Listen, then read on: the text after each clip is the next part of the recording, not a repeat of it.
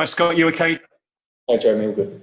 Good stuff. Terence Congolo's birthday party suddenly become a national story.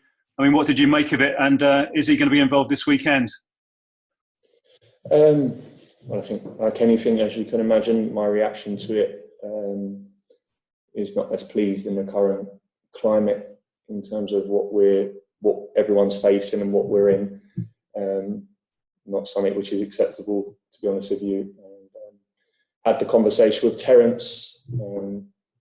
He didn't know a lot about it. That's my understanding of it. It was a surprise party.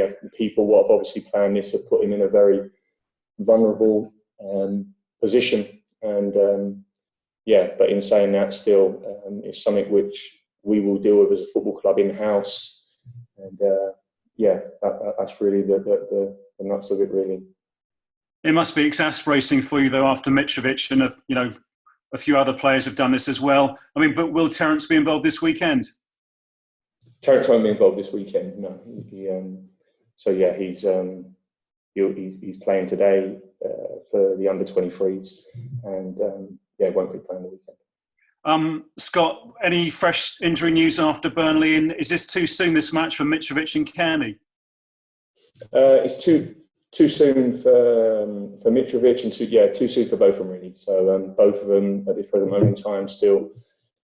Mitrovic is a few days away from coming back in, and Kearney is working up to speed to try and get some good training to be ready for the oncoming games, really. So other than that, we're pretty good. Squad it's been a busy week for us, as you can imagine. 2 big away games, flights, early hours getting back. So it's been hectic, but boys are in a good place, really, and refresh, and we're looking forward to the game now on Saturday. Scott, this is a massive match. It's fair to call it a must-win game, isn't it, for both teams? I think that's fair to say. I think both teams are going to want to do all they can to win the game, and I don't know the exact numbers. 14, 15 games left, and of course we go into this game. We picked 4 points up this week, which was always going to be a tough week. We go into now, which is a tough game with Sheffield at the weekend, and I think both teams is evident. I've said it for the last few weeks now. Every game for us, really, we're going to go into, and we want to try and win the game, and that's going to come on Saturday. Really. Yeah, 14 games left. You're on 19 points. I mean, how many points do you think you might need to stay up? Gerard, honestly, I don't know. I don't know. What I do know is that we need to get points. We need to get wins. We need to keep performing. We need to stay at the levels we've stayed at for the last few weeks now. I think last 15 games, lost 4 games. Been very, very competitive, very solid. Teams moving in the right direction, and we need to win games. And if we can do that, I don't know what that number's going to be. I don't know what other teams are going to do above us. I can't control that. Losing form or going for a bad patch. The most important thing is that we're ready to capitalise on that. And so that's why the focus for us is this. Sheffield United, Palace, whoever's after that, is to win. You could be 3 points behind Newcastle if you beat Sheffield United. Do you think it's a straight fight between you and Newcastle to stay up, or do you think that there are other teams above Newcastle who could yet still be pulled into this? Yeah, I definitely think there's this division. You go on a couple of bad runs. I think we've seen in a short space of time a couple of teams or a few teams that are around it have gone and put back-to-back wins together. And before you know it, you climb yourself out, and vice versa. And I think we've seen that throughout our experience with the Premier League, really. So 14 games left, that's an awful amount of points. And if you're sitting at the top of the table, like the teams are, like the Man City, it's probably the same message in terms of a lot of football to be played, a lot of points to be played, nothing's done. And it's the same at the other end as well. So that's exactly how I see it at this moment in time. Just finally, Scott, from me, I mean, after beating Everton, great points at Burnley, you must be confident, though, aren't you, of getting a win here in this game? Yeah, we're very confident. Confidence is very high, and I think it's been that case for large parts of this season. And certainly our performance levels over the last 3-4 months, you've seen that as well. So big game for us the weekend, and we understand that. We know what's at stake, and we know what we need to do. Of course, performance probably comes a little bit secondary at this moment. We want a result, and that's our main aim to do on Saturday. Thanks, Scott. Good luck. Good. Thank you. Thanks, Jeremy. Anita Jones, PLP. Hi, Scott. Hi, Anita. So I wanted to start by asking, how emotionally taxing has this season been for you and the team, and even more so now that you're just 6 points behind Newcastle? Well, of course, it's been emotion. It's been a whirlwind of emotion, but every season is. And I think if there's one thing that we've had a real balance on and been real level on, it is exactly that, the emotion. I've tried not to get too high, and vice versa, tried not to get too down. And I've probably tried to install that in my players and at the football club, really, because I realised the challenges and the roller coaster, what it was going to be this year. And that real high and low emotion can really, it can be a real hinder. Of course, it can be a real positive, but as you realise that the highs are not a constant. Certainly in this game, certainly where I see it, it's not the case. There's probably far more negatives or far more down times, but to get to the highs, and that's not being mean negative in any way. That's the facts. So yeah, I do think as a football club, as a team, my staff, I think we've been very balanced in that, and I think that's given us the chance to improve as a squad. That's given us a chance to improve as a team, and I think that's why you can see that. That's for large parts. That's the reason why. I know you've said that you're going into every game wanting to win and pick up those points, but is there a sense of added pressure on these next 2 games specifically? Because after that, it is Liverpool and then Man City. I don't know whether there's added pressure. I honestly believe in it. When I spoke before, I believe this team can win football matches in this division against a lot of teams, and I think we've proven that. Everton, who would have thought we'd beat Everton away? Who would have thought we'd got a result when we got the results against the Liverpools and that sort of team? So, of course, I think we all understand that the fixtures coming up, i.e. Sheffield and Crystal Palace, are ones we want to win at 1,000,000%, and that's our full aim. But that's going to be no different to the rest of the games that are coming, really. You said that there's been a sense of confidence around the club and the team. Has that grown even more with the 4 points you picked up in the last week? Yeah, for sure. I think it just reinforces the message. Definitely, I never thought for 1 second in my mind since the start of the season that there was ever a confidence issue here. But certainly, that not being able to win games at times, but being so close to it, can sometimes have its toll. So a result and 4 points like we've picked up so far this week can only help that momentum and give you that extra bit, which the players certainly need at times. So it's definitely been helpful. And finally, from me, so it's Sheffield United tomorrow. Last time you faced them, it ended 1-1. But since then, Chris Wilder's team have managed to get some points on the board. I think it's 3 wins in their last 7. What are you expecting from the game? A tough game, a real tough game. Like you said, played them early on in the season.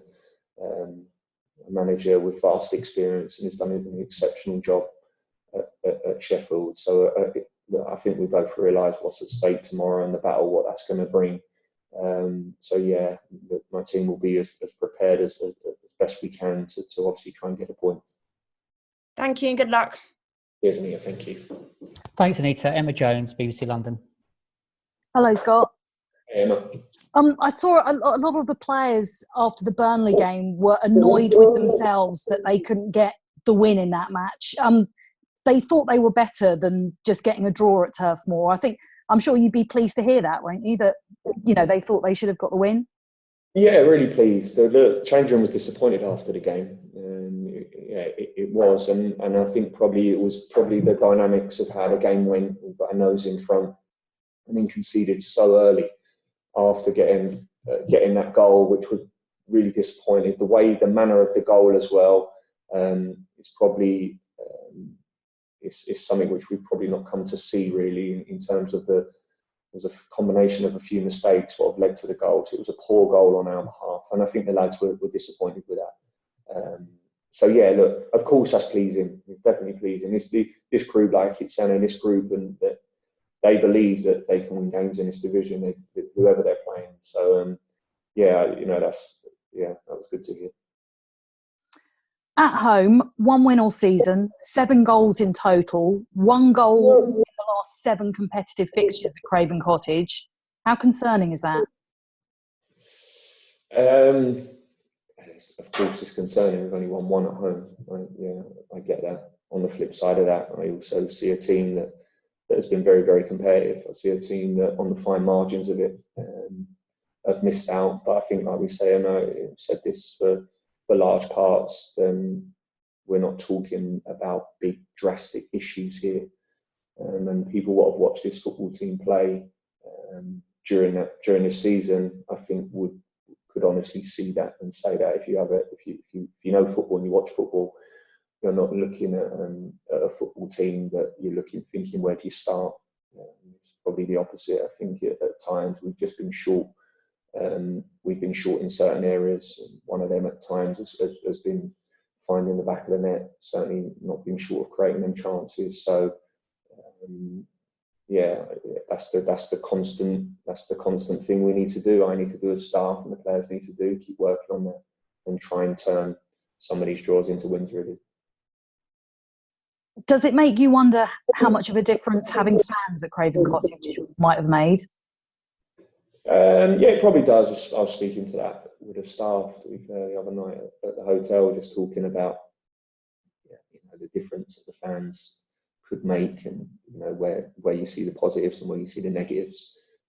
But certainly, look, the fans stepped in the stadium for us at Liverpool, albeit I think 2,000 of them.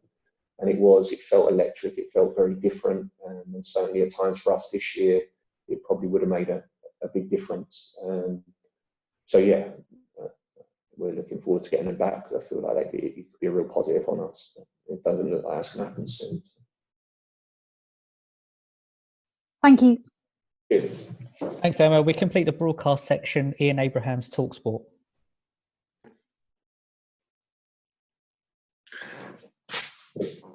Hi Scott, how are you? All good, Bruce. Yeah, not too bad, mate. Yourself? Yeah, not too bad. It's not the sexiest game of the weekend. I mean, when you take into account the Merseyside derby and West Ham Spurs, but probably this is the most important game of the weekend, isn't it? I don't know about that. It's a big game. I think it's a big game for both of us. I think both teams are going to want to win the game. They're going into the game knowing that you want to try and get the maximum points here. So in terms of that, both teams in and around that end of the table where we both need to win. We'll certainly need to pick up some results, and we'll both be looking at this. Chris will be the same, looking at this, thinking it's an opportunity for him to do that. I think realistically, and if we are being realistic, then Sheffield United are down, and probably West Brom as well. Does that mean you're fighting with Newcastle for the last spot to stay in the Premier League this season? Yeah, look, I don't think there's just one team in this. This season has still got a lot of football to play. It's got a lot of points to be played for.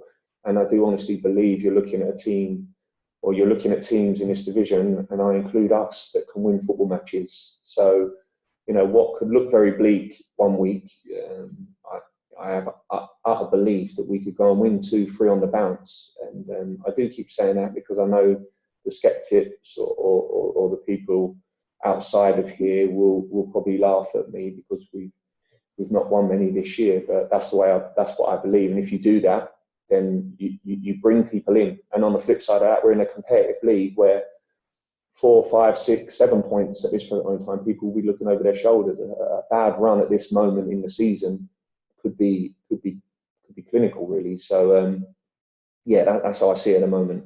That may change things, of course, and it will with games less to play, but 40 odd games to play, there's a lot of points still to play for. So to that end, if I said to you now, your long-term goal is to catch Newcastle, get past them, and be safe. But if I was to give you the scenario right now that you're able to, at least on the last day, go into that game with Newcastle with it in your hands. Yeah, it's just hypothetical, really. It's just now. It's Sheffield United now, and then it's Crystal Palace, and then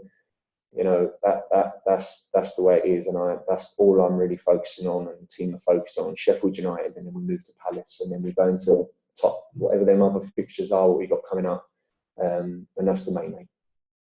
During your time, certainly at West Ham, possibly at Charlton, I can't remember that far back, you'd have played in games like this, relegation matches.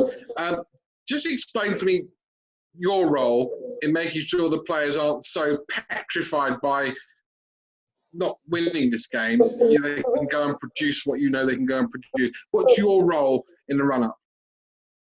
You like to think that that's been set out. It's been set out at the start of the season. That comes from a culture, and that comes in an environment. What you try and install at your football club, that there's a real honesty, there's an openness, there's an understanding that never, in any moment or in any sort of crisis or the good times, that anything really weighs you down. There's a real freedom, and I think if there's one thing that we have tried to do, myself and the staff, have really been conscious of that, to make the players constantly understand that, to get the best out of us as a team, there needs to be a freedom, there needs to be an express yourself, we need to attack games, we want to show our quality, because you're right, Bruce, and I've said that from the outset, that what paralyses a lot of teams is that opposite, is that fear, is that what if moment, and that constant negativity or the constant noise that, let's get it right, every single football club and every team is faced by. They're all faced with noise from the outside, and you're probably part of that in terms of the media and the noise that comes from within, and how people try to manipulate or set a narrative about something can quite easily become a very distractive and thing for a team. And I've always been conscious of that. So regarding the weekend, I'd like to think that the work's been done in, or has been put in at the start of this season.